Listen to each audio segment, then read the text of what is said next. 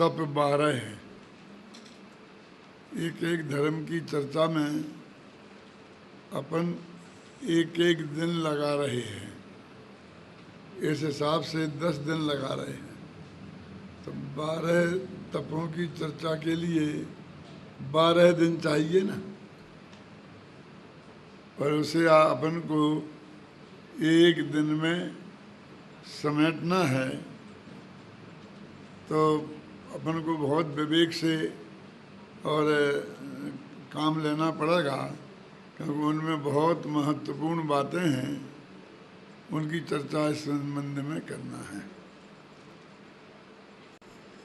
पूजन में लिखा है कि तप चाहें सुर राय, कर्म शिखर को वज्र है, 12 विधि सुखदाय, क्यों न करें हम सकति सम। उत्तम तप जग माही बखाना, और कर्म शैल को वज्र समाना। पूजन की इन 3 पंक्तियों में 2 बार कहा है कि ये उत्तम तप कर्म रूपी पर्वत को गिराने के लिए वज्र के समान है। 2 दफे आया है ना। जो तप कर्म रूपी पर्वतों को तोड़ने में वज्र के समान हो, और जिसकी कामना देवता लोग करते हों, देवता भी जिसके लिए तरसते हों, वो तब कैसा होगा इसकी कल्पना हम कर सकते हैं।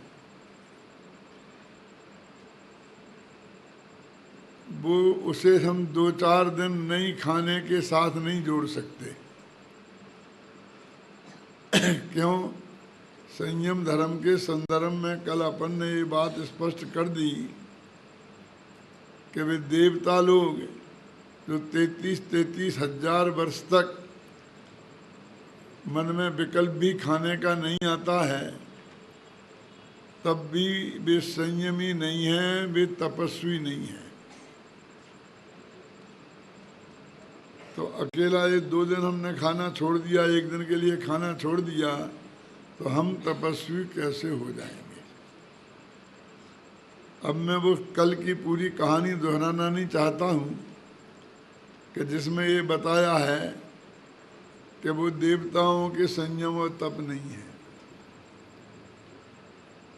आप ये जानते हैं, मुक्ति के मार्ग में जब चर्चा की है तो 3 चीजें ली हैं: सम्यक दर्शन, ज्ञान, चारित्राणी, मोक्ष मार्गा। तप का नाम वहां नहीं लिया। ये तप कहाँ से आ गया?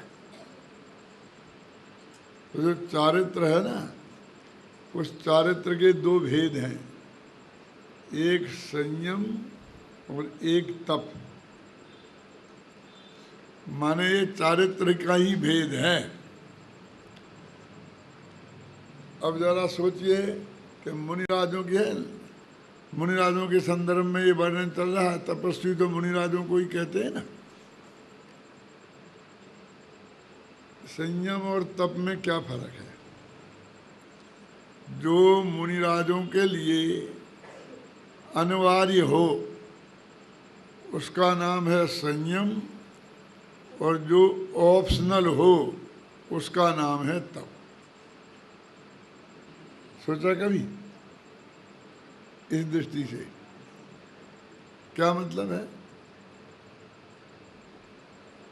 5 महाव्रत का पालना, 5 समिति का पालना, 3 गुप्ती का पालना, ये तो संयम है, क्योंकि उन्हें अनिवार्य है।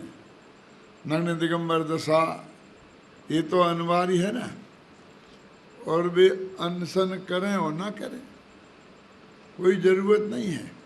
गृहस्थों को तो कहा है कि अष्टमी चतुर्दशी को करना चाहिए, मुनिराजों के लिए जरूरी नहीं है कि वे अष्टमी चतुर्दशी को उपवास करें। गृहस्थों के लिए जरूरी है। आता ना, चौथी प्रतिमा है प्रोषद प्रतिमा, कल बताया था। और दूसरी प्रतिमा में भी शिक्षावृतों में है ना, सामायिक प्रोषद प्रोषदोपवास है क्या नहीं है? तो गृहस्थों को तो जरूरी बताया, अब मुनिराजों को आवश्यक नहीं है। उन सभी दिन एक से ही है, समझिए ना। यानी तप है ऑप्शनल और संयम है अनिवार्य। वो जितना चाहें करें, ना संभव हो तो ना करें, ये उनकी मर्जी पर है। ख्याल में है ना? तो ये संयम में और तप में अंतर है। दूसरी शर्त और है कि संयम जब अनिवार्य है और तप ऑप्शनल है, तो इसका मतलब संयम पूर्वक ही तप होता है। क्या कहना चाहता हूं मैं कि हमने आज तो हम 10 दिन का उपवास कर लिया और 11वें ही दिन में 11 दफे खाने लग गए। क्यों भाई साहब? तो ये तप नहीं है। रोजाना दिन में एक बार खाएं और फिर 2 दिन का 1 दिन का उपवास कर लिया, ये तप है। ख्याल में है ना? दैनिक जीवन उन जैसा है ना मुनिराजों के संयम, दिन में 2 बार आहार तो नहीं लगते। 1 बार दिन में ले आहार खड़े अलपने जपान में, समझ गए आप? तो 1 बार दिन में आहार लेना है, ये उनने तप में नहीं लिया, इनने संयम में लिया। रोजाना की चीज है ना उनके लिए। ख्याल में गया? तो संयम पूर्वक तप होता है। तो जो रोजाना 1 बार भोजन करते हैं, उनका 1 बार भी भोजन नहीं करना वो तप है। जिनमें जो दिन में 10 दफे खाते हैं, भक्ष खाते हैं, ख्याल में ही ना, उनका उपवास तप नहीं है। अभी सोचना कि हम क्या करते हैं, कैसे करते हैं। और भी हम थोड़ी बात विचार करें गंभीरता से। ये 12 तप है ना, 6 अंतरंग और 6 बहिरंग। अनशन, अमौदर्य, वृत्ति परिसंख्यान, रसप परित्याग, विविक्त शय्यासन और काय क्लेश, ये 6 अंतरंग तप हैं। ये बहिरंग तप हैं। और प्रायश्चित, विनय, वैयावृत्त, स्वाध्याय, वित्सर्ग और ध्यान, ये 6 अंतरंग तप हैं। 12 तप हुए। तो अब 12 तप का नाम जानते हैं? बहुत लोग जानते होंगे, ऐसा नहीं कहते नहीं जानते हैं, लेकिन ये सब तप करने वाले जानते हैं। 10 दिन का उपवास परिसर में कर लेते हैं, लेकिन 12 तपों के नाम नहीं गिना सकते। ऐसी माताएं बहनें बहुत मिल जाएंगी आपके नागपुर में भी है?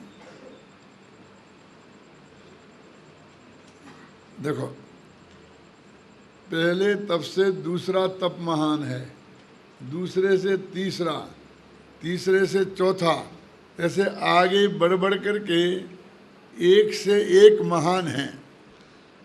पहला तप है अनशन और 12वां तप है ध्यान। अब दोनों का अंतर समझना। अंतर मुहूर्त तक ध्यान करे। अंतर मुहूर्त माने 48 मिनट से भी कम। 48 मिनट का तो एक मुहूर्त होता है, और अंतर माने उसके भीतर भीतर। इतना ध्यान करे तो गारंटी से केवल ज्ञान की प्राप्ति होती है। लगातार आत्मा का ध्यान अंतर मुहूर्त तक करे तो केवल ज्ञान की प्राप्ति होती है। जितने जीवों को आज तक केवल ज्ञान की प्राप्ति हुई, उन्हें वो एक अंतर मुहूर्त से ज़्यादा नहीं लगा ध्यान करने में। इसका तो इतना बड़ा फल है।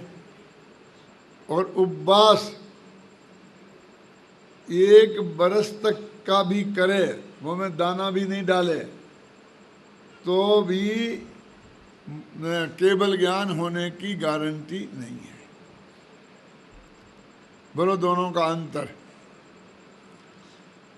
और ये बात जो मैं आपसे कर रहा हूँ, ये नकली उपवास की बात नहीं कर रहा हूँ। ऋषभदेव भगवान ने दीक्षा ली थी और 6 महीने का उपवास किया था ना, तो फिर 7 महीना और 13 दिन तक उन्हें आहार नहीं मिला, तो वे 13 महीना और 13 दिन तक निराहार रहे। क्यों? और केवल ज्ञान नहीं हुआ, पक्की बात है कि नहीं बोलो? अब उनका उपवास तो नकली नहीं होगा। वो 6 महीना का उन्हें विधि पूर्वक किया था, वो तो पक्का था ही ना, तो 6 महीना में नहीं हुआ ना। है? और उन्हीं के बेटे भरत चक्रवर्ती ने कितने उपवास किए थे मोक्ष जाने के पहले? क्यों? अरे दीक्षा ली और अंतर मुहूर्त के भीतर तो उन्हें केवल ज्ञान हो गया। तो एक उपवास करने में कम से कम कितना समय चाहिए? जरा सोचो सब अपने मन में, सोचो कितना समय चाहिए हमें एक उपवास करना हो तो कितना समय चाहिए? 24 घंटे? ठीक है बेटा, क्यों 24 घंटे? हाँ कह रहे कि नहीं? पता ही नहीं चलता है, ऐसा है कि ऐसा है। तो एक दिन का होता है ना एक उपवास, माने एक दिन का उपवास। क्यों? एक दिन का उपवास माने एक उपवास करना हो, क्यों? तो 24 घंटे में नहीं होगा, कि दिन तो दिनों रात मिला के 24 ही घंटे होते हैं ना। तो क्या करोगे तुम? दिन भर नहीं खाओगे और एक रात आगे है और एक रात पीछे, तो 24 घंटे नहीं खाओगे और फिर खाओगे तो रात में खाना पड़ेगा ना, या तो पहली रात में या दूसरी रात में। समझ में आया कि नहीं आया? सप्तमी की रात, अष्टमी का दिन और अष्टमी की रात, तो अब तुम 24 घंटे में निपटाओगे तो सप्तमी की रात को नहीं खाया और अष्टमी के दिन भर नहीं खाया, सप्तमी की रात नहीं खाई, अष्टमी का दिन, 24 घंटे हो गए ना। तो अब फिर अष्टमी की रात को खाओगे। अच्छा, अष्टमी का दिन नहीं खाया और अष्टमी की रात नहीं खाई, तो फिर सप्तमी की रात को खाओगे क्या? तो 2 रात और 1 दिन, इतने में एक उपवास होता है। कितने घंटे हुए? 36। बहुत होशियार हैं सब। 2 रात और 1 दिन का लेंगे तो 36 ही घंटे होंगे, उसमें कौन सी बात है? क्यों? लेकिन इतने में हो जाएगा एक उपवास। यानी क्या करेंगे? मतलब ऐसा हुआ, इसका अर्थ है कि सप्तमी के दिन आपके शाम के 6 बजे तक खाते रहोगे, फिर रात में नहीं खाओगे, अष्टमी को नहीं खाओगे, फिर अष्टमी के रात भर नहीं खाओगे और सुबह 6 बजे खा लोगे। ऐसा संभव है? फिर 6 बजे उठोगे, नहाओगे, धोओगे, मंदिर जाओगे, भगवान की पूजा भक्ति कुछ करोगे, स्वाध्याय करोगे, प्रवचन सुनोगे, और महिलाएं हुई तो फिर घर आके रोटी बनाएंगी और फिर पुरुषों को खिलाएंगी, फिर खाएंगी ना। क्यों भाई साहब? अरे कम से कम 48 घंटे लगते हैं। सप्तमी का एकासन, अष्टमी का उपवास और नवमी का एकासन, इसका नाम एक उपवास है। तो 48 घंटे में एक उपवास होता है। और ऐसे कितने ही उपवास हों, समझे ना, वर्षों तक के, तो केवल ज्ञान की गारंटी नहीं, और 48 मिनट से कम समय में केवल ध्यान होए तो केवल ज्ञान की गारंटी। बोलो कौन सा तप कितना महान है, उससे आपको अंदाजा लग गया होगा ना। अब ऐसे ही बढ़ते जाओ, पहले से दूसरा, दूसरे से तीसरा, तो 12वें का और पहले का अंतर बताया मैंने। अब ये बीच में ऐसे 12 हिस्से होंगे इसकी महिमा में। समझ लो, ऐसा समझ लो ना कि उपवास का फल जितना, उससे दुगना दूसरे का, फिर उससे दुगना तीसरे का, उससे दुगना चौथे का, उससे दुगना 5वें का, उससे दुगना, ऐसे लगाओ। ऐसे बढ़ते बढ़ते 12वें का कितना हो जाएगा। दुगना नहीं करो फिर गुड़न फल लगाओ, क्यों? तो और ज़्यादा बढ़ जाएगा।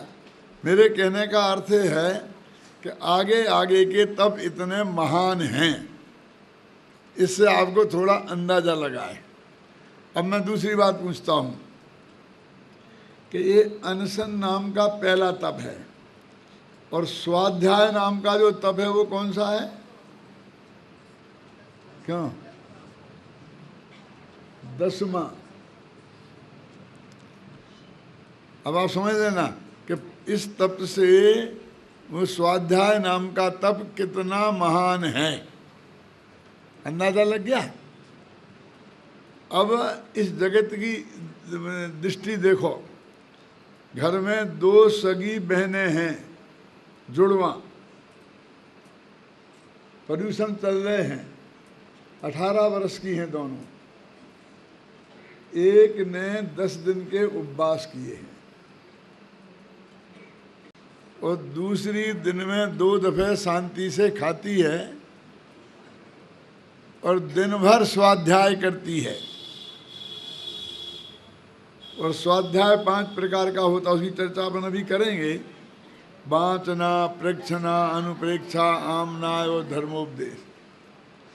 तो कभी बाँचती है, कभी पूछती है, कभी सोचती है, कभी पाठ करती है, कभी समझाती है, दूसरों को उपदेश देती है। क्यों?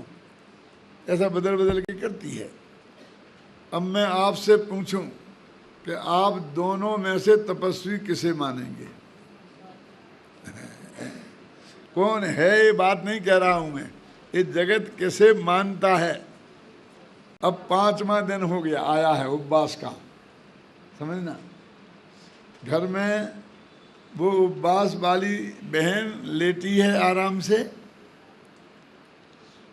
और वो स्वाध्याय वाली बहन बैठी बैठी चटाई पे स्वाध्याय कर रही है और अम्मा जी भी वहीं बैठी हैं। इतने में बाहर से कोई आदमी आया और उसने घंटी बजाई। ध्यान से सुनना। किवाड़ खोलना चाहिए ना, कोई नहीं उठा तीनों में से। अम्मा भी नहीं उठी, उठती भी कैसे? उसके तो कमर में दर्द रहता है, बैठे से खड़े होने में 5 मिनट लगते हैं। क्यों? और वो उपवास वाली भी नहीं उठी। क्यों? क्योंकि वो तो 5 दिन की भूखी है, अब उसे इतना उठना आसान थोड़ी है। और वो पढ़ने वाली भी, पढ़ने में मन लग रहा था, बहुत अच्छा प्रकरण चल रहा था, तो वो भी नहीं उठी।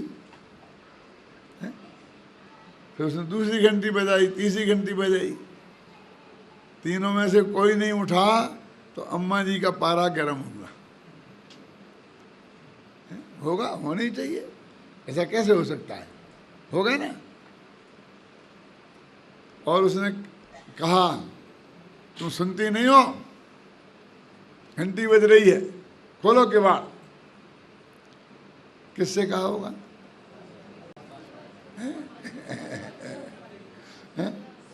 क्यों? स्वाध्याय वाली जो पढ़ रही थी उससे कहा, जिसका उपवास था उसको नहीं बोला, है ना। जब 2-3 दफे कहा, उसका उपयोग इधर को आया, तो उसने कहा मैं पढ़ रही हूं ना। उसे क्यों नहीं कहती हो? वो लेटी है,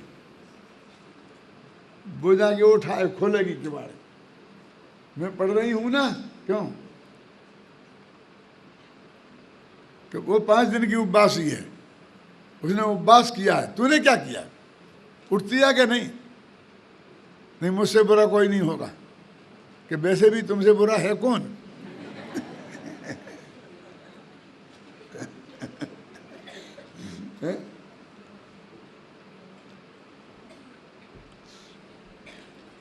यदि अब नहीं उठी तो फिर मैं पिटाई करूंगी।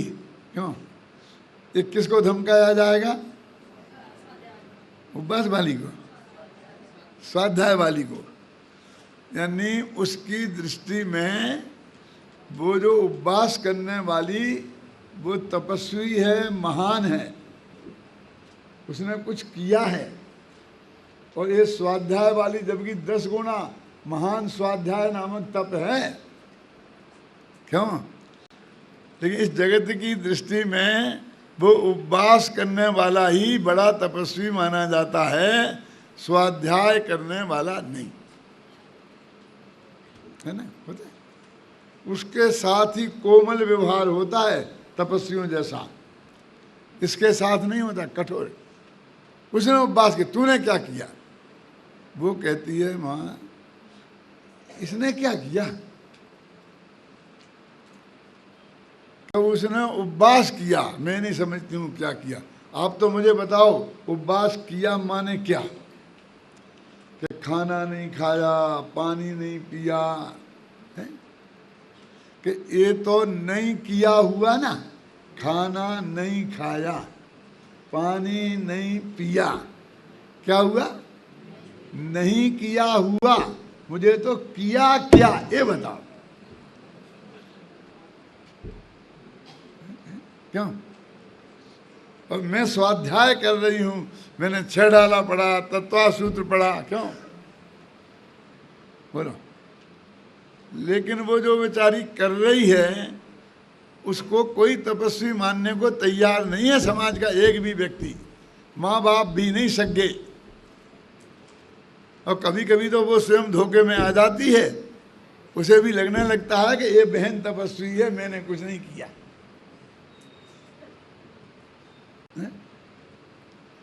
अब देखो, वो उपवास नाम का स्वभाव दोनों ने किया, शुद्धोपयोग तो दोनों के है नहीं, समझना मेरी बात। तो दोनों ने पुण्य बांधा, दोनों ने पुण्य बांधा, ये तो बराबर हुआ ना। और इसने स्वाध्याय करने वाली ने पुण्य के अलावा ज्ञान भी प्राप्त किया और उसने ज्ञान प्राप्त नहीं किया। बोलो, बड़ा तप कौन हुआ? ज्ञान की प्राप्ति जिससे केवल ज्ञान की प्राप्ति होती है ना ध्यान से, तो स्वाध्याय से सम्यक ज्ञान की प्राप्ति होती है। क्यों? द्वादशांग के ज्ञान की प्राप्ति होती है। तो इसे डबल फायदा हो रहा है ना। इसे कौन? स्वभाव भी हो रहा है और ज्ञान भी प्राप्त हो रहा, और उसे अकेला स्वभाव हो रहा हो तो यदि वो भूख का वेदन कर रही है, क्यों, और उठने बैठने में तकलीफ महसूस कर रही है, तो हो सकता है पाप का भी बंद हो रहा हो। क्यों? खाली दिमाग शैतान का घर। अब बैठे बैठे लेटे लेटे कुछ है तो नहीं, न काम करने को, क्यों दिन नहीं करता है, तो बस यहाँ वहाँ की दुनिया भर की बातें आती हैं। आज के कुछ समझदार लोग तो ताश माश खेल के समय निकाल लेते हैं, शतरंज मतरंज, क्यों, कुछ ना कुछ करके। पंडित टोडरमल जी ने लिखा, जैसे तैसे समय पास करते हैं, लिखा कि नहीं लिखा? लेकिन ये जगत उसको महान तपस्वी मानता है। हमारे जयपुर में क्षमावाणी के दिन सब तपस्वियों का सम्मान होता है। 10 उपवास करने वाले, फिर 8 वाले, फिर 7 वाले लाइन से आते हैं, क्या ना, अब उनका बड़े बड़े लोग सम्मान करते हैं, कोई शास्त्र भेंट करते हैं, जो भी करते हैं, माने भरी सभा में 10,000 की जनता में उनका सम्मान किया जाता है। काय के लिए? तो तपस्वियों का सम्मान है ना। स्वाध्याय भी तप है ना, और हम दिन भर करते हैं, 12 मासी, रात को भी करते हैं, अभी भी कर रहे हैं ना। क्या कह रहे? अभी भी कर रहे, तप कर रहे। देखो, स्वाध्याय नाम का जो तप है उसके 5 भेद हैं। कौन? वाचना, प्रेक्षणा, अनुप्रेक्षा, आमनाय और धर्मोपदेश। तो ये धर्मोपदेश दे रहे ये तप है ना। मैं आप पूछता हूँ, आपको ऐसा लग रहा है कि मैं तपस्वी हूँ? कोई मानने को तैयार है? अरे क्यों घबराते हो? मुझे ही नहीं लगता।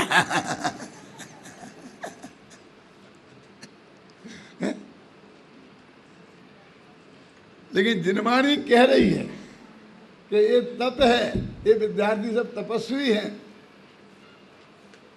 ये जो प्रश्न पूछते हैं ना, ये पृच्छना नाम का तप है, स्वाध्याय का एक भेद। आपको लगता है कि जब आप प्रश्न पूछते हैं तो कोई तप कर रहे हैं। जब आप सोचते हैं, कोई प्रश्न पूछे तो उत्तर देने सोचते हैं ना, तब आपको लगता है कि मैंने तप किया है। सोचो आप, यानी वास्तविक तप क्या है? स्वाध्याय अंतरंग तप है 12 तपों में, और ये उपवास बहिरंग तप है। लेकिन ये सारा जगत इस बहिरंग तप को ही तप मानता है और उस अंतरंग तप को तप नहीं मानता। देखो मैं आपको क्या बताऊं, जिसको हम प्रोत्साहित करते हैं वो चीज बढ़ती है। हमने उपवास वालों का सम्मान किया। इस साल 3 लोगों ने किया था 10 दिन का उपवास।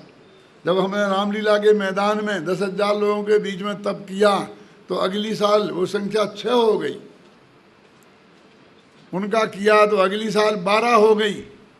और अब तो इतनी लाइन लगने लग गई, 50, 75, 100। क्योंकि जिसको हम पुरस्कृत करते हैं उसको प्रोत्साहन मिलता है ना। ज्ञान को हम पुरस्कृत करेंगे तो ज्ञान को प्रोत्साहन मिलेगा ना। स्वाध्याय को प्रोत्साहित करेंगे तो स्वाध्याय को प्रोत्साहन मिलेगा ना। ये तो आपने सुना होगा, स्वाध्यायम परमम तपा। हमने दीवालों पे लिखा रहता है, आचार्यों का वचन है कि स्वाध्याय परम तप है, लिखा रहता ना। आप जानते हैं वर्णी जी का नाम तो सुना होगा ना, गणेश प्रसाद जी वर्णी का नाम। वे बनारस में पढ़ते थे और उनने न्याय प्रथमा की परीक्षा दी थी और उसमें पास हुए थे तो उन्हें हाथी पे बैठाल करके जुलूस निकाला गया था।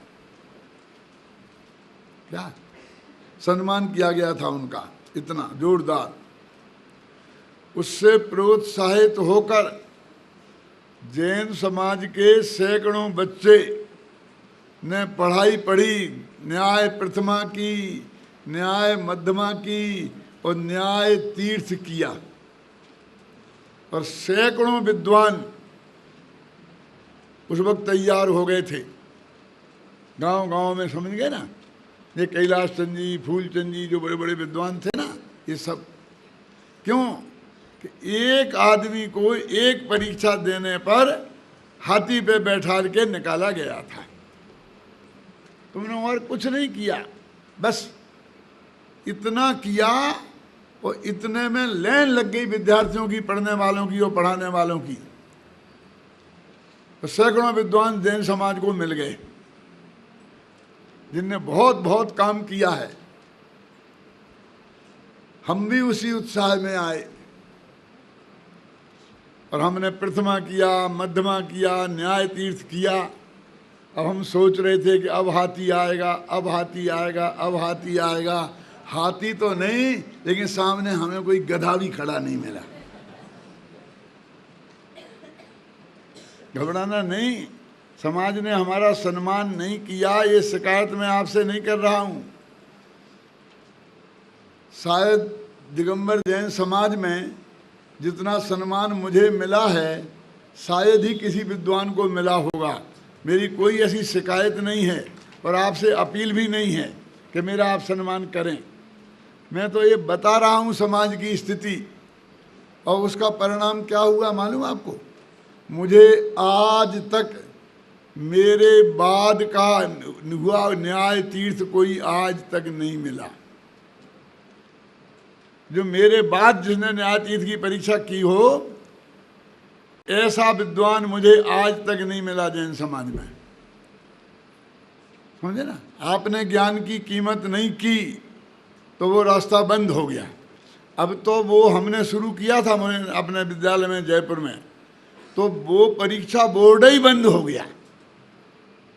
समझ गए ना? वो परीक्षा लेने वाले ही खत्म हो गए, कोई नहीं बचा। बोलो, ज्ञान की उपेक्षा से उसका क्या दुष्परिणाम निकलता है, ये कल्पना आप करें। आप जब किसी एक बात पर ताली पीटते हैं ना, तो वो जो वक्ता है ना, वो जिस बात पे आपने ताली पीटी, वो फिर कल उस वैसी बातें 3 लाएगा, परसों 6 लाएगा, खोज खोज की, क्योंकि ऐसी बात पे ताली पिटती है। समझे ना? और जिस बात को आपने कही उसने बहुत बढ़िया, और आपने ऐसे मुँह करके लटका करके निकाल दी, वो कल से बोलेगा ही नहीं भगवान आत्मा की बात कोई हो। क्या करे? क्यों? सबको नींद आने लगेगी। आप समझते हैं आपकी एक ताली की कीमत? समझे ना? सही जगह पर ताली बजाना एक कितना महान कार्य है, इसकी आपको याद आई, समझ में आई मैं क्या कहना चाहता हूँ? माने तप का वास्तविक स्वरूप क्या है, हम इसे गहराई से समझें। अभी मैं आपसे कह रहा था कि पहले तप से दूसरा तप महान है। क्यों? तो पहला कौन है, दूसरा कौन है, उनकी परिभाषाएं क्या हैं, ये समझनी पड़ेंगी ना। पहले तप का नाम है अनशन, ठीक है? माने दिन में एक बार भी भोजन नहीं करना, उसका नाम अनशन है ना। और दूसरे तप का नाम है अमोदर्य। इसका क्या अर्थ है भैया? कि दिन में एक बार भरपेट नहीं, अधपेट, भूख से कम खाना एक बार बैठ के शांति से, उसका नाम है अमोदर्य। इसलिए इसको एकासन भी कहते हैं। अब एक कह रहे पहला तप है छोटा और दूसरा तप उससे बड़ा है। दिन में नहीं खाना बिल्कुल, ये तो हो गया छोटा, और दिन में एक बार खाना भले ही भूख से कम सही, वो हो गया बड़ा। ठीक लगता है तुमको? क्यों? है ना? और अब वो रहा कहाँ? लिखा तो है, उसका नाम है ऊनोदर। बोलते अमोदरी माने ऊनोदर। ऊन माने कम, माने पेट भर नहीं, पेट से कम खाना, उसका नाम है अमोदर्य। वो ऊनोदर आज दूनोदर हो गया है। वो दोनों टाइम का एक टाइम खा लेते हैं। क्यों? हम 2 टाइम में 2 रोटी खाते हैं, वो एक टाइम में 4 रोटी खाता है।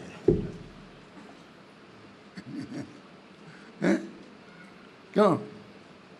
और एक मेरे मित्र तो हैं कि वो क्या करते हैं ना कि 2 घंटे तक 3 घंटे तक एक जगह बैठे रहते हैं और आराम से ये खाते वो खाते रहते हैं, फिर ये चलता रहता है, वो चलता रहता है।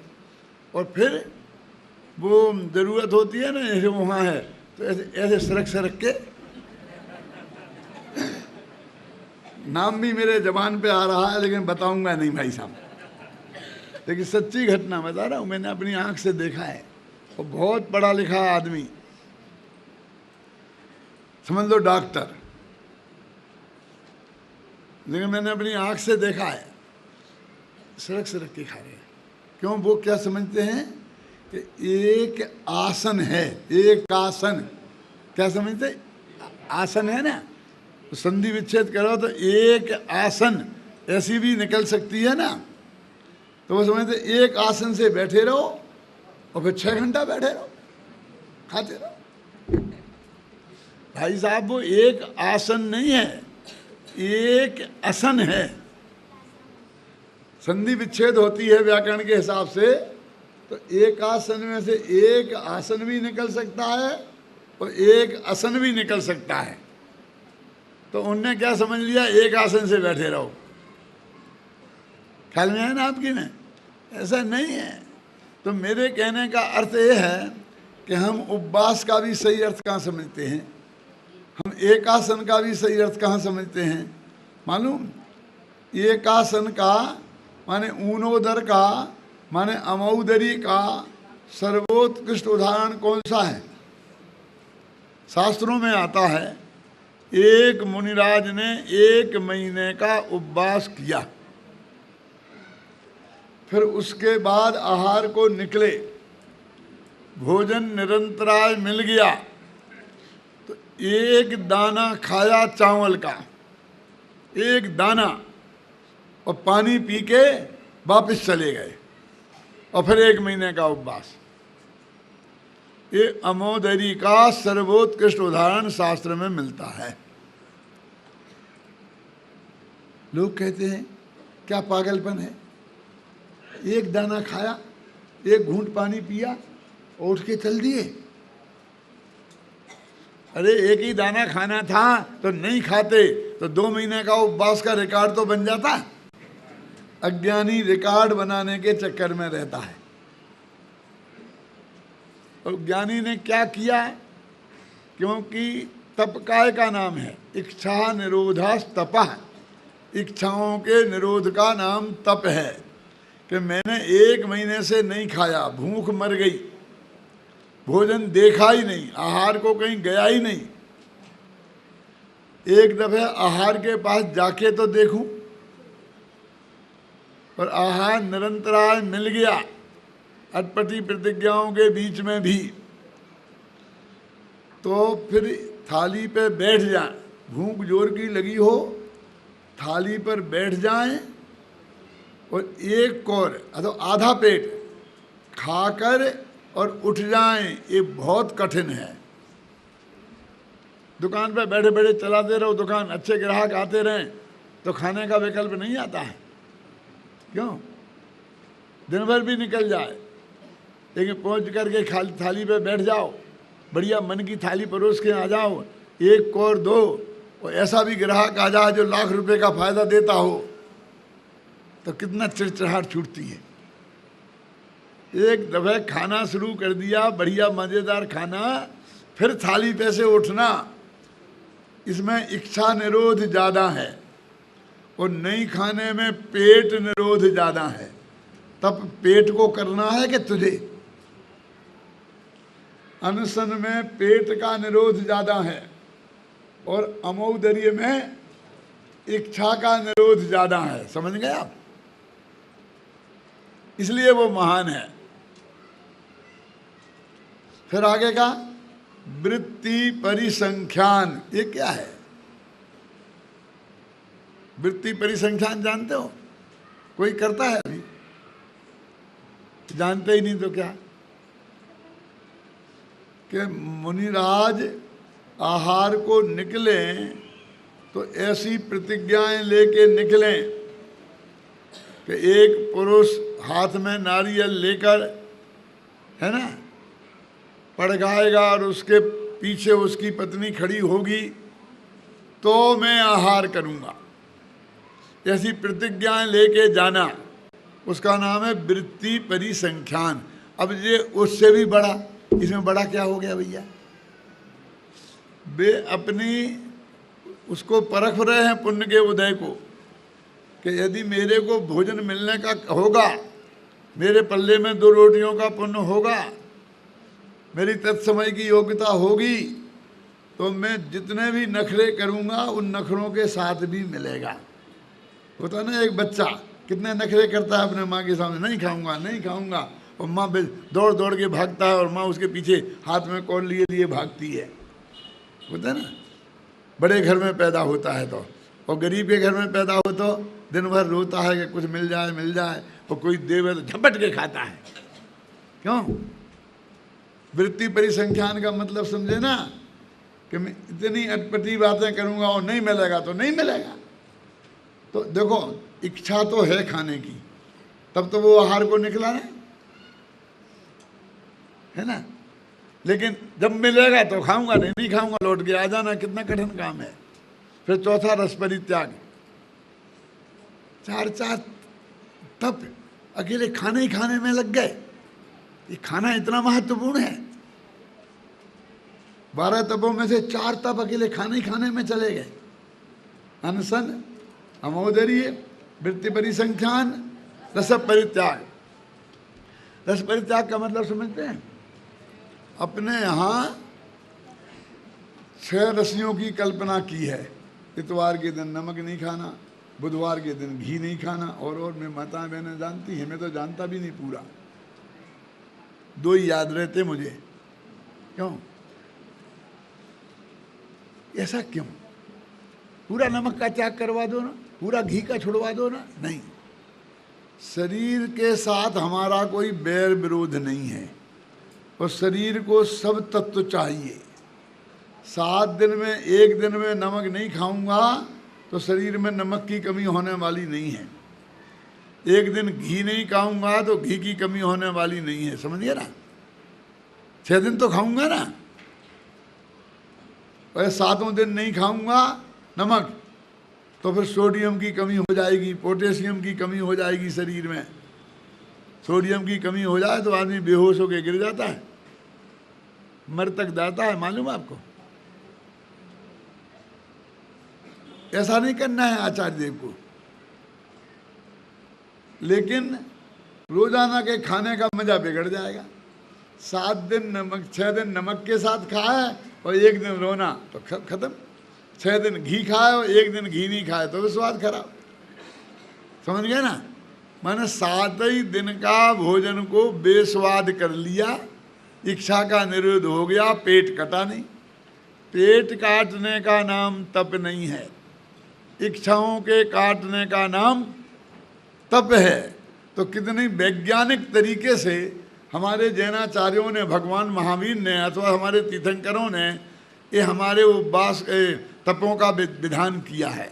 देखो, 4 के तप की बात हो गई, लेकिन इनका भी वास्तविक स्वरूप हम समझते हैं। टोडरमल जी ने तो लिखा है, भाई बोलो उपवास क्या करना पड़ता बेटा? भोजन त्याग, है ना। और क्या? और क्या? भोजन त्याग, और क्या? पानी का त्याग भी, इलायची का त्याग भी, और क्या? क्यों? आप तो जानती होंगी कि और क्या। टोडरमल जी ने लिखा है, कसाय विष आहारो त्यागो यत्र विधीयते विज्ञेयम स उपवासा शेषम लंघन कम विदु। ये कोई पुराने आचार्य का श्लोक है, टोडरमल जी ने मोक्ष मार्ग प्रकाशक में उद्धृत किया है। क्या अर्थ है इसका? कसाय 5 इंद्रिय के विषय और आहार, इन 3 चीजों के त्याग का नाम उपवास है। और ये 3 चीजों का त्याग नहीं करे, अकेला भोजन छोड़े, तो उसका नाम लंघन है। लंघन तो समझते होंगे ना, समझे ना। हम आजकल क्या करते हैं बोलिए? कोई ने सोचा है कि हमें कसाय छोड़नी है? जिस दिन हम उपवास करते हैं उस वक्त हमारी कसाय तो आसमान पर होती है। बात बात में गुस्सा आता है, नीचे की तरफ देखते ही नहीं है, मैं तपस्वी, मेरा उपवास, और ये सब कीड़े मकोड़े दिन में 3-3 दफे खा रहे हैं। ऐसा दिखता है सब। ये माताएं बहनें हैं ना, ऐसा कुछ थोड़ा बहुत करती हैं तो सब पुरुषों को महाभ्रष्ट समझती हैं।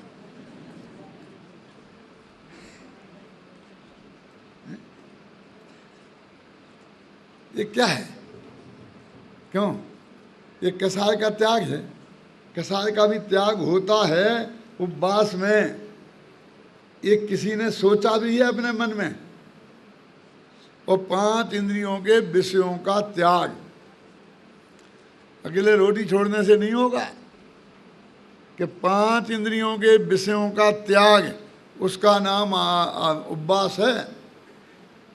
कि 5 इंद्रियों के विषयों का त्याग क्या है बोलो?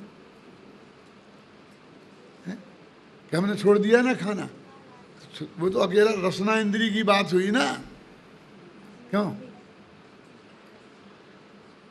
ये देखो, स्पर्शन इंद्री के विषय का त्याग, तो क्या है स्पर्शन इंद्री का विषय? क्या हम ब्रह्मचर्य से है ना, तो यही है ना। अरे ये नहीं है। स्पर्शन इंद्री के विषय 8 होते हैं, ठंडा गरम, रूखा चिकना, हल्का भारी, कड़ा नरम, तो नरम गरम गद्दे पे लेटना कि नहीं हम तो बिल्कुल चटाई पे लेटते हैं, का पाटिए पे लेटते हैं। तो भैया कड़ा और नरम, नरम में नहीं तुमने कड़े पे लेटे, क्योंकि नरम पे लेटते हैं तो हमें कमर में दर्द हो जाता है। हम तो बिल्कुल ऐसा ऐसे इस पर लेटते हैं तो कमर सीधी रहती है। तो ये भी स्पर्शन इंद्री का भेद हुआ। तुमने नरम छोड़ा और कठोर लिया और समझने लग गए कि हमारा स्पर्श इंद्री का त्याग हुआ। लेकिन दोनों स्पर्श इंद्री के विषय हैं ना, कड़ा भी और नरम भी। तो क्या करें, जैसा मिल जाए वैसा ले लो, चाहे कड़ा हो तो कड़ा हो, नरम हो तो नरम। समझ गया? कुछ तो होगा ही ना, ठंडा और गरम। नहीं मैं तो गरम पानी पीती हूँ, नहीं मुझे तो ठंडा चाहिए फ्रिज का। क्यों चलेगा? नहीं, मुझे एसी के बिना नहीं रह सकती हूँ। उपवास की गर्मी और फिर भयंकर बाहर की गर्मी, दो नहीं। अब मैं तो सब एसी है, कूलर लगा हुआ है। ये स्पर्शन इंद्री का विषय है, ठंडा गरम है? रूखा चिकना, समझ में ना? ये सुंदर सुंदर बढ़िया बढ़िया साड़ी पहनना, कपड़े पहन के सज धज के निकलना उपवास के दिन, ये स्पर्शन इंद्री का विषय है?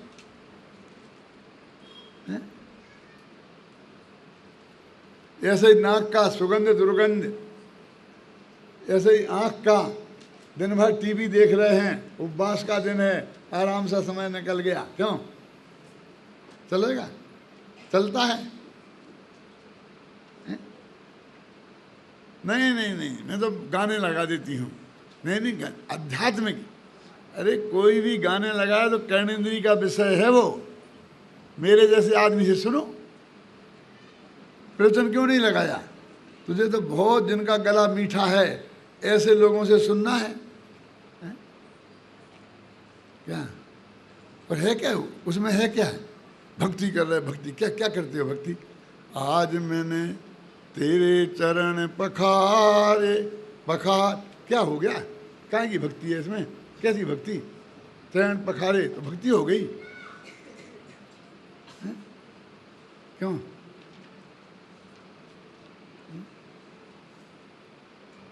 भक्ति सुनी नहीं समंत भद्र की? अलंग शक्ति भवितव्य तेयम, हे भगवान हेतु द्वयावास कार्य लिंगा, निमित्त और उपादान दोनों हेतुओं जिसमें विद्यमान हैं, ऐसी भवितव्यता भगवती भगवक्ता की शक्ति को लंघन नहीं किया जा सकता। ये बात जो आपने बताई है ये कितनी गजब की बात है। ये जगत के जंतु, जंतु कह रहे सबको, ये जगत के जंतु ये नहीं समझते हैं और मैंने किया इस अहंकार में मरे जा रहे हैं। मुझे बहुत आश्चर्य होता है, हे भगवान मुझे बहुत आश्चर्य होता है। इसका नाम भक्ति है?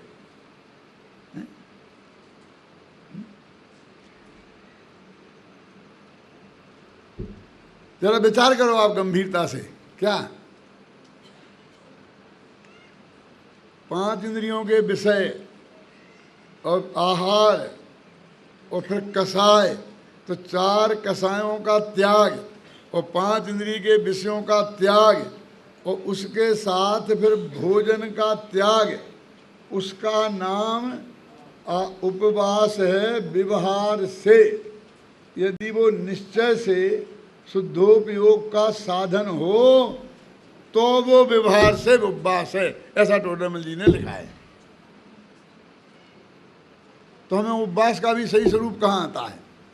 हमको एकासन का भी सही स्वरूप कहाँ आता है? और फिर देखिए मुनिराजों के हैं ना 12 तप, क्योंकि आगे वृत्ति परिसंख्यान और रस परित्याग, तो थोड़ा बहुत रस परित्याग रसी पाल लेती है ना आप लोग, और वृत्ति परिसंख्यान, अरे ये तो सब मुनिराजों के हैं जिनके अनुव्रत महाव्रत होते हैं, जिनके संयम होता है, वे ये तप करते हैं। आप समझे ना? संयम है अनिवार्य और तप है ऑप्शनल। 4 हो गए, अब 2 की बात और करते हैं। कौन है? विविक्त शय्यासन और काय क्लेश। ये विविक्त शय्यासन माने, विविक्त माने एकांत में, शय्या माने लेटना, आसन माने बैठना, विविक्त शय्या और आसन। अब ये भी तप है, एकांत में कोई नहीं है, वहाँ बैठना उठना, समझ गए ना, ये एक तप है। और एक काय क्लेश, अब कहते हमें काय को क्लेश देना ये तप है। किसी को भी क्लेश देना तप होगा?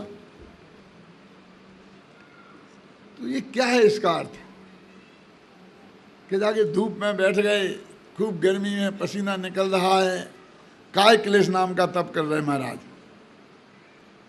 अरे भैया, ये धूप में जाके बैठ गए तो उसमें पसीना निकलता है, कर्म नहीं झड़ते हैं, पसीना झड़ता है। तो काय क्लेश तप क्यों कहा? यानी हम कोई भी आत्मा की आराधना करें तो काय का क्लेश हो तो भी उसके का विचार नहीं करें। क्या मतलब समझ में नहीं आया? कि हमने एकांत जगह खोजी, एकांत में हम ध्यान करने के लिए बैठे, जब हम बैठे थे तब तो छाया थी, अब हमें तो देख 1 घंटा 1.5 घंटा ध्यान करना है, 6 घड़ी करते हैं ना मुनिराज, और श्रावक 4 घड़ी, और अवरसम दृष्टि 2 घड़ी। अब वहाँ धूप आ गई तो उठ के भगते नहीं फिरना फिर। और सर्दियों के दिनों में जो धूप आई तो चटाई उधर को खिसका जा रहे, उधर को खिसका जा रहे। शांति से आत्मा की आराधना करना और काय के क्लेश की चिंता नहीं करना। जबरदस्ती आ बैल मुझे मार, काय को क्लेश देना वो तप नहीं है। समझ में आया ना? काय के क्लेश की वजह से बार बार आसन बदलना, बार बार स्थान बदलना, समझे ना, ये इसका नाम है, ये नहीं करना। अपने ध्यान में मगन रहना, उसका नाम काय क्लेश तप है। देखो, बहिरंग तप का भी हम सही स्वरूप नहीं समझते हैं, तो अंतरंग तप की तो बात कौन कहे। अंतरंग तपों में विनय नाम का तप एक ऐसा तप है कि जिसमें सबसे ज़्यादा बड़ी भूल होती है। जब भी विनय तप की चर्चा चलेगी तो हमारे साथी विद्वान इस गद्दी पर बैठकर ये उपदेश देंगे, आजकल विनय तो रही नहीं है, बच्चे माँ बाप की विनय नहीं करते हैं, और विद्यार्थी अध्यापक की विनय नहीं करते हैं। हमारे ज़माने में तो इतना था कि जब पिताजी स्कूल में भर्ती कराने जाते थे तो मास्टर जी से कहते थे कि गुरुजी, हड्डी हड्डी हमारी और चमड़ी चमड़ी तुम्हारी। समझ गए? क्या मतलब समझे क्या? नहीं समझे? इतनी पिटाई करना कि चमड़ी उधर जाए तो हम कुछ नहीं कहेंगे, लेकिन हड्डी नहीं टूटना चाहिए। इतना मत पीट देना कि हड्डी टूट जाए। माने हड्डी हड्डी हमारी और चमड़ी चमड़ी तुम्हारी। और चुपचाप क्यों? और गुरुजी आए तो सब खड़े। अरे भैया, ये विनय तप की बात चल रही है, इनमें बच्चे कहाँ से आ गए, माँ बाप कहाँ से आ गए? तब तो मुनिराजों के होता है, और वे माँ बाप और बाल बच्चों को त्याग कर मुनिराज होते हैं। उनके माँ बाप और बाल बच्चे होते ही नहीं हैं। होते हैं? अरे थे तो छोड़ दिए। इस विनय की ये बात नहीं है। मैं ये नहीं कहना चाहता हूँ कि बच्चों को माँ बाप की विनय नहीं करना चाहिए, ना ये कहना चाहता हूँ कि विद्यार्थियों को अध्यापकों की विनय नहीं करना चाहिए। अवश्य करना चाहिए, लेकिन वो एक अलग समस्या है। ये विनय नाम का जो तप है 10 लक्षण महाधर्म के बीच में जो आता है, उस विनय नाम का तप का इन विद्यार्थियों की अभिनय से कोई लेना देना नहीं है। कि नाम सुनो, विनय तप के 4 प्रकार का होता है, सुना? ज्ञान विनय, दर्शन विनय, चारित्र विनय। अब न माँ आए, न बाप आए, न गुरु जी आए। क्यों? सम्यक दर्शन की विनय, सम्यक दर्शन की चित्त में महिमा आना, सम्यक ज्ञान की विनय और सम्यक चारित्र की विनय। भाई साहब, जो अंतरंग तप है, बाहर की क्रिया से क्या लेना देना। और एक उपचार विनय, जो ये कहते ही कहते हाँ ये माँ बाप की विनय, गुरु जी की विनय उपचार विनय में आ जाएगी, कि नहीं। तो उपचार विनय क्या है मनीष? दर्शन विनय है निश्चय विनय, और सम्यक दृष्टि की विनय है उपचार विनय। ज्ञान विनय है निश्चय विनय, और सम्यक ज्ञानी की विनय है उपचार विनय। और चारित्र विनय है निश्चय विनय, और चारित्रवंतों की विनय है उपचार विनय। क्योंकि धर्म के क्षेत्र में धर्मात्माओं का ही उपचार घटित होता है, दुनियादारी का नहीं। आप जानते हैं, विनय सबसे बड़ा धर्म है, सबसे बड़ा पुण्य है, और सबसे बड़ा पाप है। क्या कह रहे शांतिलाल जी? हैं? सबसे बड़ा पाप है, सबसे बड़ा पुण्य है, और सबसे बड़ा धर्म है। ये विनय नाम के तप के रूप में सबसे बड़ा धर्म है। और विनय संपन्नता नामक भार्य भाव, वो है ना 16 कारण भावना, है ना? 16 कारण पूजन करते हैं ना रोजाना, उसमें आती है ना दूसरी भावना, विनय महाधार है जो प्राणी, शिवबंता की सखी बखानी। तो वो विनय संपन्नता नाम की भावना वो सबसे बड़ा पुण्य। क्यों? क्योंकि तीर्थंकर प्रकृति ये बंध का कारण है। सबसे बड़ा पुण्य तो तीर्थंकर प्रकृति है ना, तो सबसे बड़ा पुण्य हो गया। और विनय एक मिथ्यात्व का भी भेद है। विनय नाम का मिथ्यात्व सबसे बड़ा पाप। चाहे जहाँ माथा टेक देना, भैया हमें तो कोई राग द्वेष नहीं है, हम तो सबको मस्जिद में भी चले जाते हैं, मंदिर में भी चले जाते हैं, हमें कोई दिगंबर श्वेतांबर का भेद नहीं है। क्यों? हमको तो सब चलता है। वीतरागी भगवान भी चलते हैं और रागी भगवान भी चलते हैं। हम तो पंडित जी आपके व्याख्यान में भी आ जाते हैं और आपको गालियां देने वालों के व्याख्यान में भी चले जाते हैं। हमें कोई राग द्वेष नहीं है। मैं कहा एक वीतरागी तो तुम्हें ही मिले हमें। अरे ये विनय नाम का मिथ्यात्व है। कहीं ऐसा ना हो कि हम जिसे विनय नाम का तप समझ रहे हों वो विनय नाम का मिथ्यात्व हो। अपना ये माथा सड़ा नारियल नहीं है जो चाहे जिस देवता की चरणों में फोड़ दिया जाए। जिसने अपने माथे की कीमत नहीं की उसकी कौन कीमत करेगा? तुमने अपने माथे की कीमत नहीं, इसे शास्त्र में उत्तमांग कहते हैं ना, सबसे ऊंचा अंग, और तुमने इसकी इज्जत नहीं की तो कौन इज्जत करेगा? हैं? तुम अपने लड़के को कचरा बोलोगे तो फिर पड़ोस के तो बोलेंगे ही ना। क्यों? और तुम अपने बेटे को, हमारी बुढ़ी अम्मा है ना, बड़े भैया छोटे भैया, क्यों? ये तुम्हारे तो बच्चे हैं, नाम क्यों नहीं लेती हो? मेरी माँ ने मैंने कभी नाम नहीं सुना अपनी माँ के मुँह से। भैया भैया भैया, क्यों? बड़े भैया मंझले भैया, क्यों? आपके घरों में नहीं ऐसी बुढ़ी अम्मा है जो अपने पोतों को भी भैया कह के बुलाती हैं? और हमारी हालत है कि हम दादाजी को भी नाम लेके बुलाते हैं।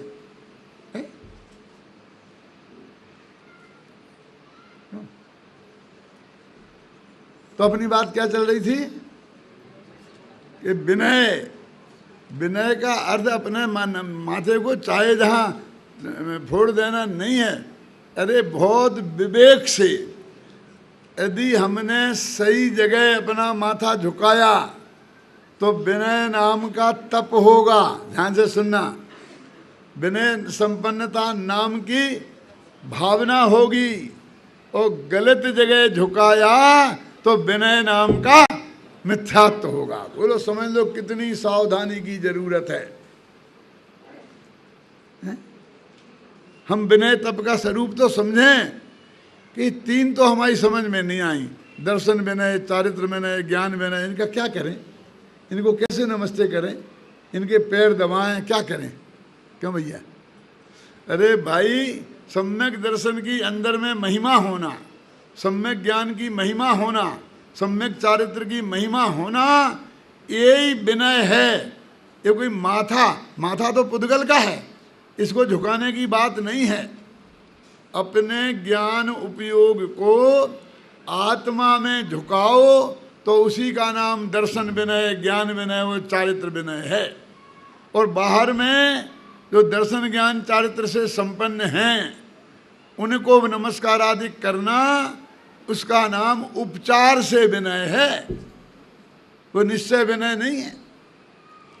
इससे भी ज़्यादा खतरनाक है वैयावृत्त नाम का तप, और उसके में चर्चा करना भी बहुत तकलीफ का काम है। यदि समझना हो तो बहुत सावधानी से समझना। मैं बताने की कोशिश करता हूँ राग द्वेष से बिल्कुल परे होकर। क्यों भैया? वैयावृत्ति किसे कहते हैं हम नहीं जानते हैं? हम तो रोजाना वैयावृत्ति करते भी हैं। हम पैर दबाने को वैयावृत्ति मानते हैं। है कि नहीं है, इसकी बात अपन जरा बाद में करेंगे। मैं ये नहीं कह रहा हूं कि नहीं है, ध्यान से सुनना, कहा ना बाद में बात करेंगे। पैर दबाना ये वैयावृत्ति है, तो मैं पूछता हूं कि हम दबाएं कि दबवाएं? वैयावृत्ति नाम का तप कौन है? हम दूसरों के पैर दबाएं या दूसरों से अपने पैर दबवाएं? इन दोनों में से वैयावृत्ति तप नाम का तप कौन है? कभी सोचा नहीं? 1 मिनट सोच लो। क्यों? एक है पैर दबवाएं, तो इससे बढ़िया और तप क्या होगा कि आराम से आप हमारे पैर दबाओ और हम तपस्वी कहलाएं। क्यों? तो अपन बोलते हैं हमने वैयावृत्ति करी, ऐसा बोलते हैं ना। तो कौन? तुमने करी कि जिनके तुमने पैर दबाए उनने करी? हमने करी। तो वैयावृत्ति नामक तप, और हम बहुत दिनों से पैर दाबते दबवाते आ रहे हैं और सब तपस्वी बने हुए हैं। क्यों? दाबने वाले भी और दबवाने वाले भी। ये है सही स्वरूप। मैंने कहा खतरनाक बात है, यदि समझना हो तो समझो, नहीं तो मेरी बात मुझे वापस दे देना, मैं ले लूँगा, कोई दिक्कत नहीं है मुझे।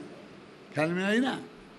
देखो भाई, वैयावृत्ति में पैर भी दबाए जाते हैं, वो कोई बुरी बात नहीं है, लेकिन क्यों और कब सुनो। एक मुनिराज को भयंकर दर्द हो रहा है, उससे वो तड़प रहे हैं और उनको अपने धर्म से चिगने का अवसर आ गया है। ख्याल में आई ना आपकी? में भयंकर प्यास लगी है, अब नहीं सहा जाता है, तो भैया तुम तो ले आओ, 1 गिलास पानी पिला दो, फिर मैं प्रायश्चित ले लूँगा। समझ गए आप? अब हम उन्हें उपदेश दें कि महाराज नरक में अपन रहे थे, तब 3 लोग समुद्रों का पानी पिए तो भी प्यास नहीं बुझे, इतनी अपन ने पीड़ा सही उतनी तो नहीं है। समझाते हैं ना ऐसे? तो तेरे को कौन दुख है, मृत्यु महोत्सव भारी। शास्त्रों में लिखा है कि कोड़ा उपदेश दें तो उसे गुस्सा आता है। मैं मांग रहा हूँ पानी और ये पिला रहा है उपदेश। पंडित के पास की ओर है क्या? मैं पानी मांग रहा हूँ। क्यों? अपने घर में देखना, तुमसे बोलते हूँ बच्चों से, जब पापा पानी मांगे तब तुम उन्हें उपदेश पिलाना कि पापा गांधी जी स्वाधीन थे, अपने हाथ से उठा करके पी लेते थे, दूसरे के भरोसे नहीं रहते थे। फिर देखना क्या होता है। क्यों?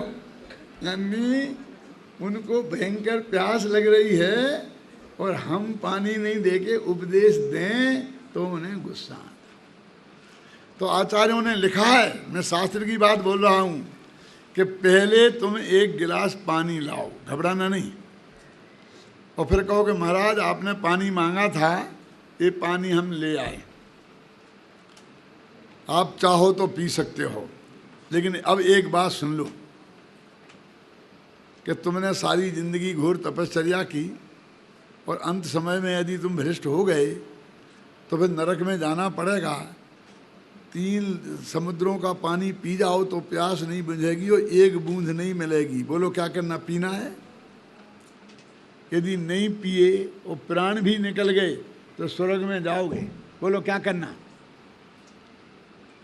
तो वो कहेंगे नहीं पीना। समझ गए ना? ऐसे ही जाके हाथ पैर दुख रहे, एकदम तड़प रहा है, सिर में भयंकर दर्द है, और तुम उपदेश दो तो वो नहीं सुनेंगे। और फिर आप जाओ, पहले थोड़े हाथ दबाओ, पैर दबाओ, सिर दबाओ, और फिर साथ में उपदेश पिलाओ कि तुमने तुम कितने महान तपस्वी हो, तुमने क्या किया है। अभी ये तो क्या है, शरीर है, एक दिन तो छूटना ही है, और जब छूटेगा तो ऐसे ही थोड़ी छूट जाएगा, थोड़ी तकलीफ तो होती ही है, होगी, तो वो उनके परिणाम भी शांत हो जाएंगे। तो भैया वृत्ति भी है, पैर दबाना भी, समझ गए? लेकिन कब? जब ऐसी परिस्थिति हो तब। बिल्कुल हम स्वस्थ तुम स्वस्थ और मजे से तुम पैर दबा रहे हम दबवा रहे, इसका नाम भैया वृत्ति नाम का तप नहीं है। ख्याल में आया ना? तो असली भैया वृत्ति क्या है? लिखा दर्शन और चारित्र से कोई डिग रहा हो तो, लिखा ना, दर्शन या चारित्र से डिग रहा हो तो उसे, अथवा अपन स्वयं डिग रहे हो तो स्वयं को विवेक से चिंतन करके उपदेश से उसी में स्थिर कर देना। ये स्थितिकरण जो अंग है ना, वो ही असली भैया वृत्ति है। समझ में आए ना? वो असली भैया वृत्ति है। तो भैया वृत्ति तप के नाम पर भी हमारे अंदर बहुत बड़ा ज्ञान है। देखो, इस बात को प्योर तत्व ज्ञान के संदर्भ में लेना, किसी व्यक्ति के संदर्भ में मत लेना। मैं शास्त्र की गद्दी पे बैठ के आपके सामने कह रहा हूँ, जिनवाणी के सामने, कि मैं किसी की आलोचना के लिए ये शब्द बिल्कुल नहीं कह रहा हूँ। जो जिनवाणी में वस्तु का स्वरूप है वो आपके सामने रखा है। ख्याल में है ना? अब जो आ गया स्वाध्याय नाम का तप, इसमें भी सबसे बड़ी गड़बड़ी है कि हमें तो एक महाराज आए थे, स्वाध्याय की हमने प्रतिज्ञा ले ली है तो हम रोजाना करते हैं। क्या करते हैं? एक मंदिर में से कोई भी किताब उठाई, ऐसी खोली, आंख मीच के, और 2 लाइनें पढ़ी और रख दी और प्रतिज्ञा पूरी। और कल आए तो दूसरी किताब, कल क्या पढ़ा था कुछ पता नहीं। इसका नाम स्वाध्याय नहीं है। क्यों? समझे ना? जिनवाणी का देखो पहला भेद क्या है स्वाध्याय का? बाँचना। इस शास्त्र को बाँचना ये भी स्वाध्याय नाम का तप है, लेकिन वस्तु के स्वरूप को समझने की भावना से बाँचना और अपना पूरा उपयोग लगाकर उसका जो मर्म है वो समझने की कोशिश करना, ये क्या है? बाँचना नाम का स्वाध्याय, ये तप है। फिर कोई बात समझ में नहीं आए, पहले खुद कोशिश करना। तो किसी ज्ञानी जीव से प्रेम से अति विनय पूर्वक अपने समाधान के लिए पूछना, ये परीक्षना नाम का तप है। दूसरे की परीक्षा के लिए उस पर प्रश्न दागना। कुछ लोगों की ऐसी आदत होती है कि परमानेंट उनके 2-5 प्रश्न होते हैं, और जो भी वक्ता आए बस उसके सामने बंदूक ठोक देते हैं, बस खत्म। सारा गांव जानता है उन्हें कि इनके 4-5 प्रश्न हैं और ये ठोकेंगे और उसे डिस्टर्ब करेंगे। ये स्वाध्याय प्रच्छना नाम का तप नहीं है। बनारसी दास ने मालूम क्या लिखा।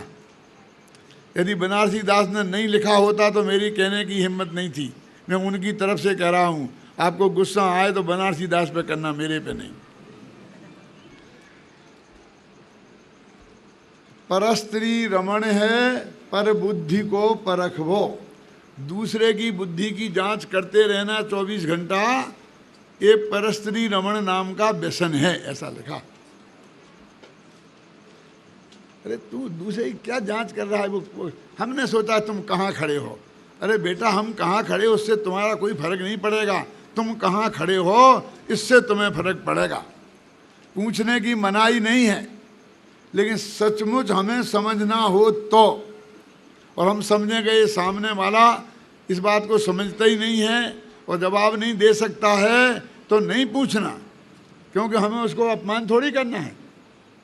हमें समझते हैं कि ये ज्ञानी धर्मात्मा हैं, हमसे ज़्यादा बुद्धिमान हैं, इनने ज़्यादा शास्त्रों को पढ़ा है, तो उनसे अति विनय पूर्वक पूछना, ये पृच्छना नाम का स्वाध्याय नामक तप है भाई साहब। वो उपवास से भी 10 गुना बड़ा, समझ गए आप? पूछना, और पूछ के आने के बाद जो उनने बताया है उसके बारे में सोचना, वो अनुप्रेक्षा नाम का तप है। देखो, अब आप ऐसे ऐसे बैठे और कोई बात सोच रहे, कौन सी, कि आज जो चर्चा आई थी प्रवचन में, तो उस वक्त आप तप कर रहे, आपको अंदाजा नहीं है आप कितना बड़ा काम कर रहे। आप तो समझते हैं मैं बेकार समय खराब कर रहा हूँ। जिनवाणी उसे तप कहती है, ये पवित्र भाव से आपने पढ़ा, जो समझ में आया बहुत बढ़िया, नहीं आया तो ज्ञानियों से पूछा, उनने जो बताया उस पर मंथन किया, विचार किया। ये तीसरा तप हुआ, कौन सा? अनुप्रेक्षा। और चौथा आमनाय। आमनाय क्या है जानते हो आप? जो अपन ने निर्णय, गुरु जी ने बताया, अपन ने सोच के एक निर्णय पर पहुंच गए कि ऐसी बात सच्ची है। अब हमने इतनी मेहनत करके एक निर्णय किया है और फिर भूल गए तो इसे भविष्य में हम भूल ना जाएं, तो उसे बार बार घोकना, रिपीट करना, उसका नाम आमनाय नाम का तप है, जिसे अपन पाठ करना बोलते हैं। ये चौथे नंबर का स्वाध्याय नाम का तप है। और अकेले भक्तांबर को ही रोजीना बोलना, तत्वासूत पढ़ना, वही पाठ नहीं है। ये जो आपने विषय का जो चिंतन किया, उसके बारे में सोचना, बार बार सोचना कि भूल ना जाऊं, ये भी आमनाय नाम का तप है। लेकिन जितनी दुर्दशा आज इसकी हो रही है और किसी तप की नहीं है। भक्तांबर जी का, सूत्र जी का हम पाठ करते आ रहे सैकड़ों वर्षों से। ये हमारी अम्माएँ प्रतिज्ञा है कि मैं जब तक सूत्र जी का पाठ नहीं सुनूंगी, भक्तांबर का पाठ नहीं सुनूंगी, तब तक खाना नहीं खाऊंगी। हम मुरैना विद्यालय में पढ़ते थे, सच्ची घटना है। तो वहाँ एक मंदिर था छोटा सा, तो बहुत माताएं बहनें वहाँ मंदिर के दर्शन करने आती थी, पूजन करने आती थी, और उनके एक प्रतिज्ञा थी कि हम रोज़ाना सूत्र जी का और तत्वा सूत्र का और उस भक्तांबर का पाठ सुने बिना पढ़ तो सकती नहीं थी, हम भोजन नहीं करेंगे। अब वो आती थी तो सूत्र का पाठ पढ़ने वाला तो कोई हर एक आदमी तो पढ़ नहीं सकता, भक्तांबर भी हर एक आदमी पढ़ नहीं सकता। तो हमारे विद्यालय के जो विद्यार्थी थे वो आधे ही पंडित हो जाते हैं ना, तो उन्हें पकड़ती थी वो कि भैया मैं तुझे सूत्र जी सुना दे। तो हम जो लोग थे पढ़ते थे वहाँ, तो उन अम्मा जी को हम जानते थे जिन्हें सूत्र जी सुनना है, भक्तांबर जी, तो हम बिल्कुल छिप जाते थे। इनके सामने आ गए तो हमारा 1 घंटा खराब हो जाएगा।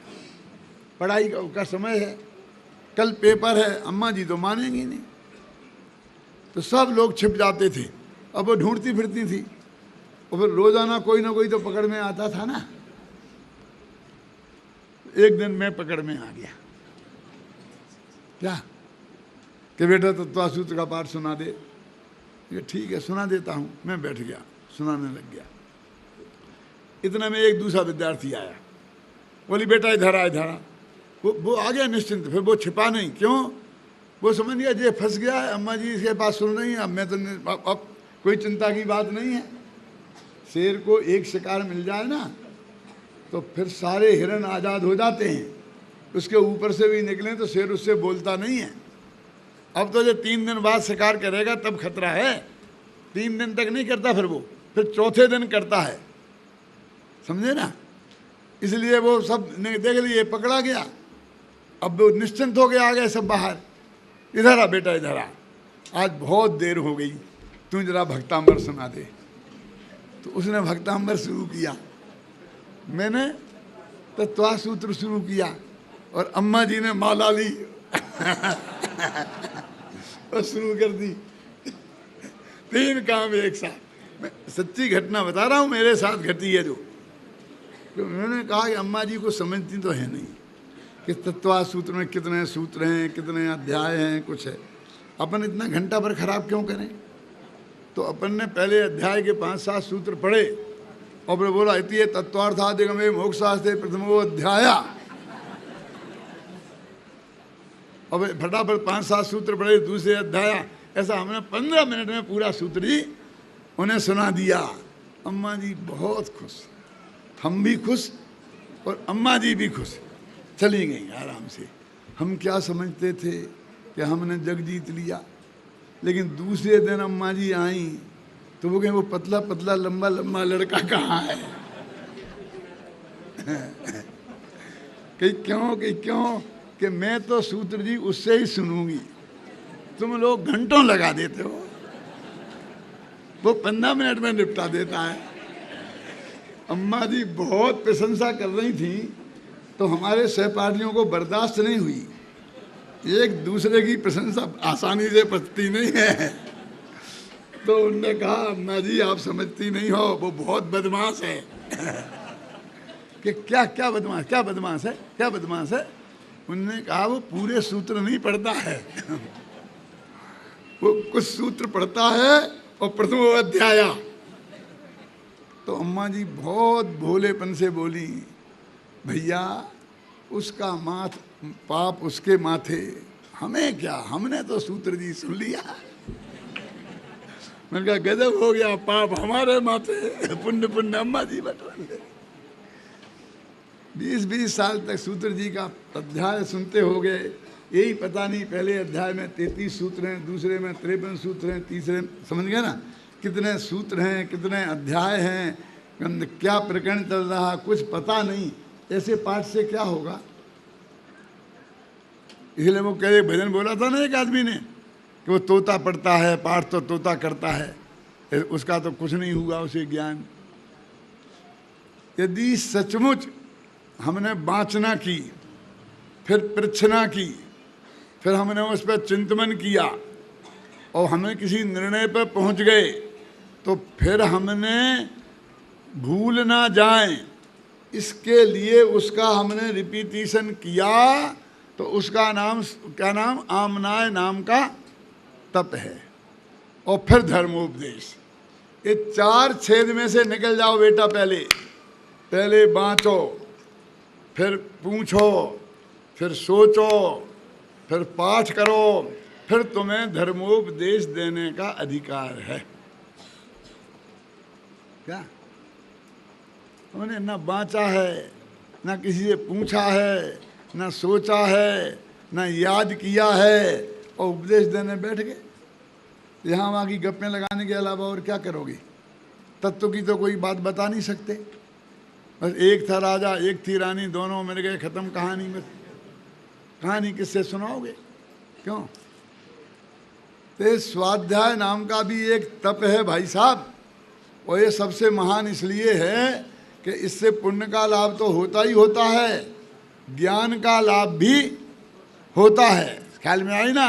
ये परम तप है, और इससे बड़ा यदि कोई तप है तो उसका नाम है ध्यान। जो अंतर्मुहूर्त में केवल आर्त ध्यान, रौद्र ध्यान नहीं, धर्म ध्यान भी नहीं, वो शुक्ल ध्यान के हमारा उपयोग अपने आत्मा पर लगातार अंतर्मुहूर्त तक रहे, तो जिससे गारंटी से केवल ज्ञान की प्राप्ति होती है वो ध्यान नाम का तप है, जो साक्षात मुक्ति का कारण है, केवल ज्ञान का कारण है। आज वो ध्यान हमारा ब्लड प्रेशर ठीक कर रहा है, हमारी डायबिटीज को कंट्रोल कर रहा है। क्यों? जगह जगह ध्यान शिविर लगने लग गए हैं, ध्यान मंदिर बन गए हैं, एयर कंडीशन। क्यों? हमारे पूज्य तीर्थंकरों ने और हमारे आचार्य भगवंतों ने तो सम्मेद शिखर की गिरनार की चोटी पे जाकर भाई साहब ऐसी धूप में, क्यों, वहाँ पर ध्यान लगाया था। और आज हमें ध्यान लगाने के लिए एयर कंडीशन हॉल चाहिए कि पंडित जी आप समझते तो हो नहीं, गर्मी लगती है ना तो फिर ध्यान में मन नहीं लगता है। उन्हें गर्मी नहीं लगती थी, और बाहर कितने डांस मच्छर हैं। अरे हमारे उन मुनिराजों को शेर खा गए थे तो भी उनका ध्यान से नहीं चिगे थे, और तुम मच्छरों से तुम्हारे ध्यान से उड़ जाता है। क्यों?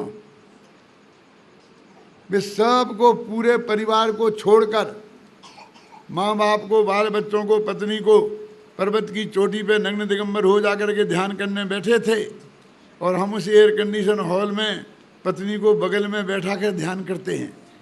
10 जोड़े बैठे हों तो ऐसा नहीं कि एक तरफ महिलाएं बैठ जाएं एक तरफ पुरुष। ये तो पुरातन पंथी सभा है। आधुनिक सभा देखो तुम, कुर्सियां लगी हैं, एक पति फिर पत्नी, एक पति पत्नी जोड़े से सब बैठे हैं, सिनेमा हॉल में बैठते हैं ना, वैसा ही हाल, वैसी ही कुर्सियाँ, वैसे ही पत्नी पत्नी जोड़े के साथ बैठे हैं। क्यों? मोक्ष भी जाएंगे तो वो जोड़े के साथ ही जाएंगे। मैंने तो बहुत पहले लिखा था, ले दौलत प्राण प्रिया को तुम मुक्ति ना जाने पाओगे, यदि एकाकी चल पड़े नहीं तो यहीं खड़े रह जाओ।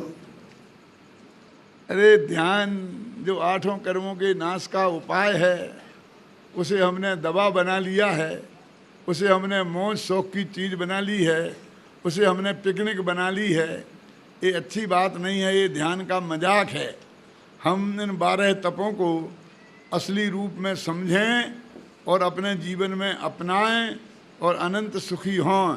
इस मंगल भावना के साथ मैं अभी की बात समाप्त करता हूँ।